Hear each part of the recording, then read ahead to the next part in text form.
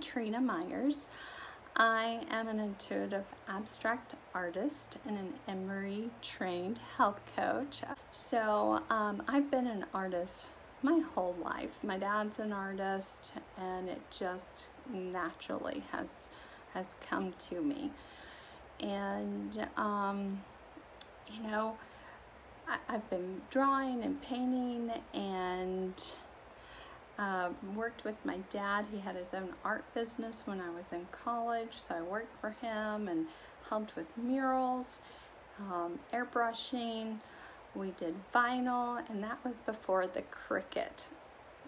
There was no Cricut back then. The vinyl machines were probably 6 or 8 feet wide, and that wasn't very fun, having to weed out all that vinyl from large pieces, but that's how, what it was back then. And did some advertisement, graphic design, way back when Adobe Photoshop really had just come out. So I worked for my dad in college, and when you look at a painting, you take a step back and you just see the painting, right?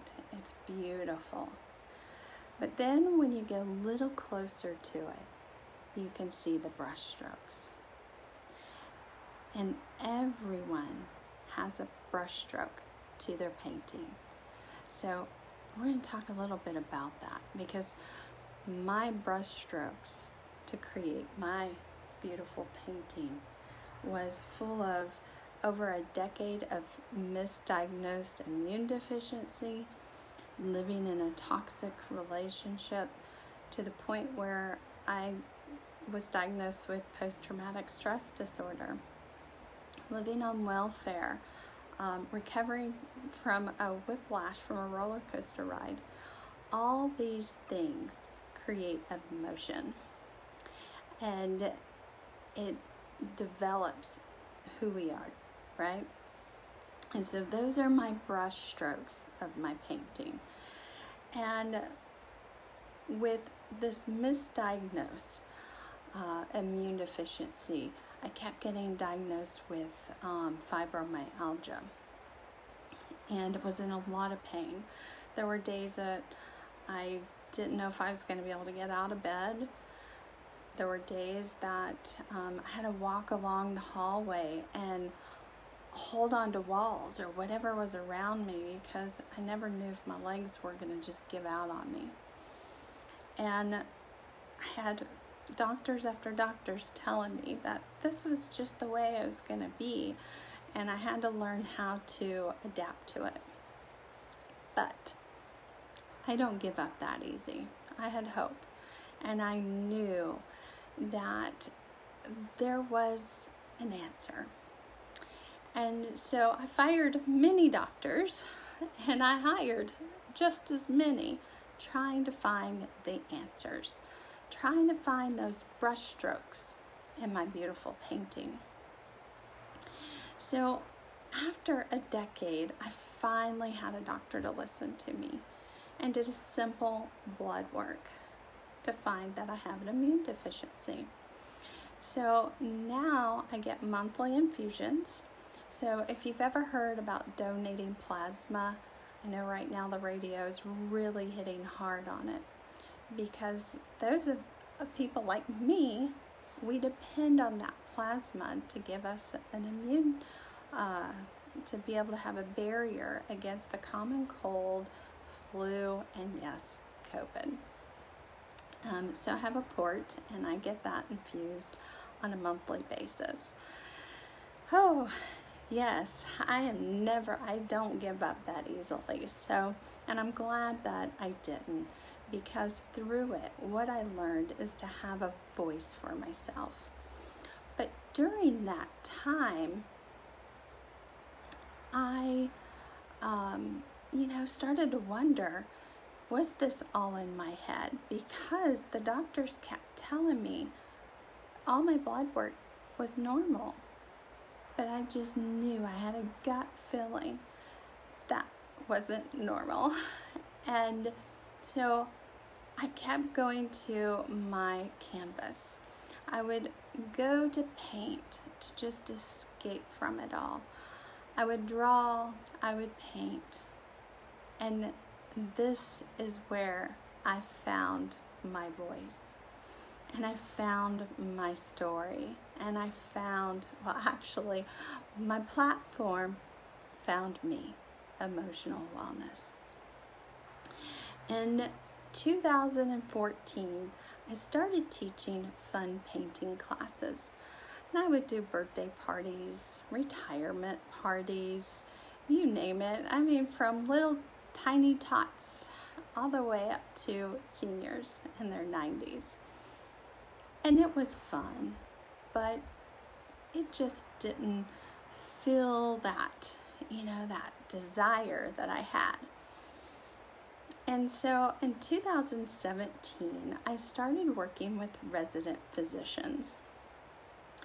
So there has been an increase of resident physician suicide rates and medical students. And so the accrediting body for residency programs started to put into action wellness initiatives to help resident physicians learn how to process emotions. As you can imagine, having to tell a loved one that their family member just passed away or isn't going to make it. Imagine you having to deal with that internally. It's a lot to deal and handle with.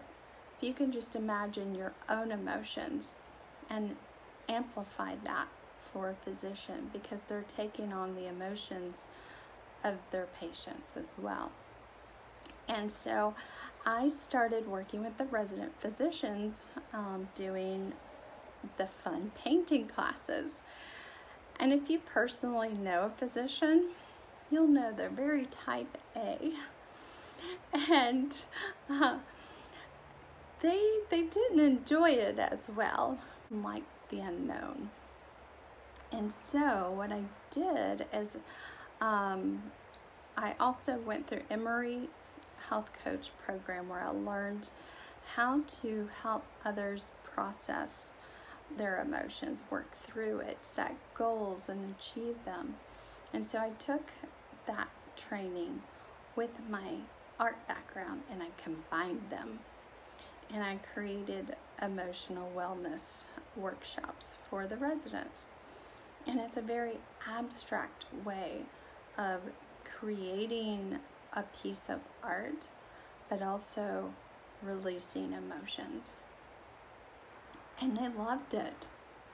They started talking about it because I did it first with the intern class. And then they started sharing it with the rest of them. And they started talking.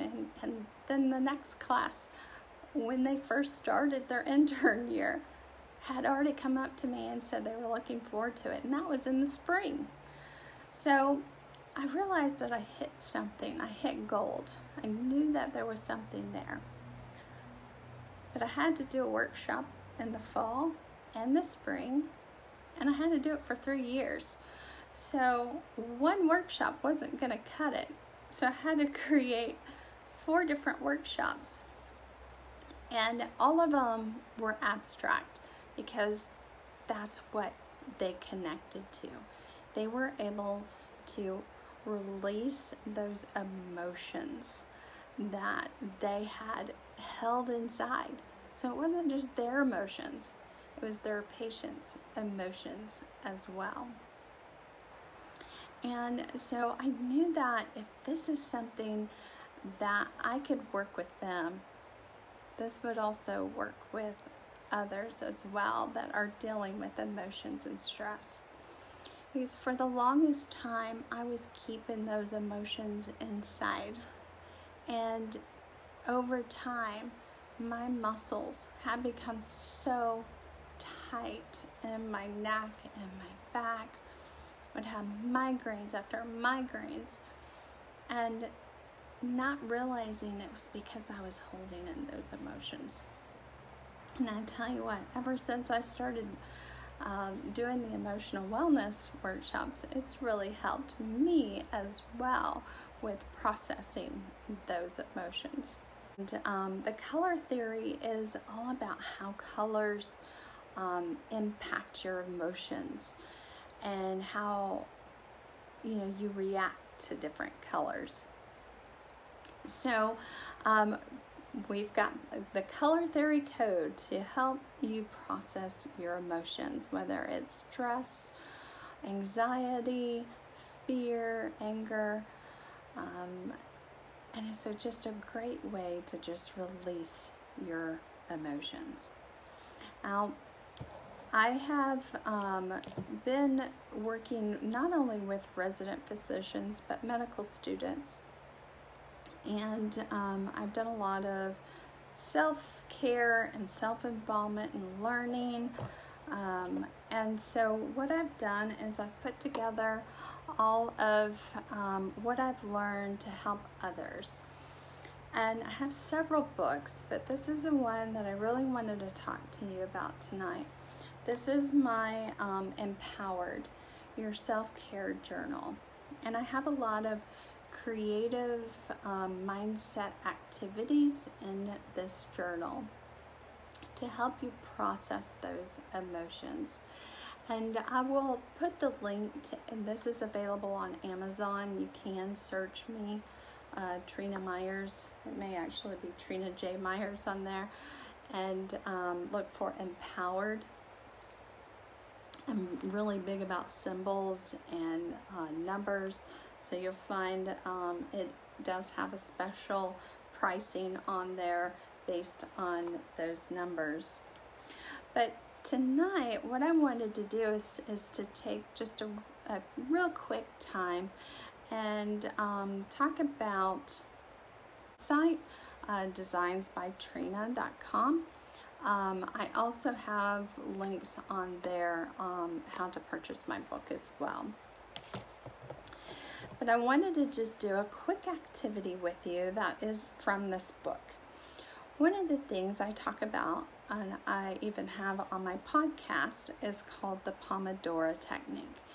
If you haven't heard about the Pomodoro Technique, it's a time management tool, is what it was really designed for. But I like to put a twist on things.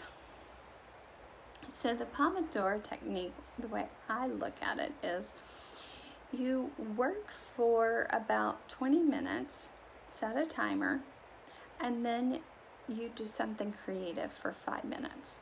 Of course, you want to set the timer for that 5 minutes as well, and then go back and work on your project, whatever it is that you might be working on, and then do your 5 minutes. And you're going to do this for a total of an hour. And what you're going to find is that 5-minute break. You're going to find those 5-minute breaks are going to help you become more efficient in whatever project you're working on. It's also a great way to help you creative problem solve. So if you get stuck on a project and you run out of ideas, take that 5 minutes and do something creative. And so there's this theory, it's called Euler's theory. And we're going to do something. If you can take a piece of paper and a pen, and then find an object near you. And you're going to look at the object.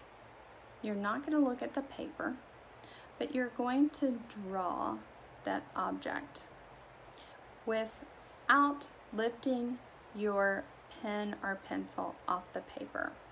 So basically this theory, it's called Euler's theory. And basically it says the only way to really draw a complete shape is to go over the lines more than once.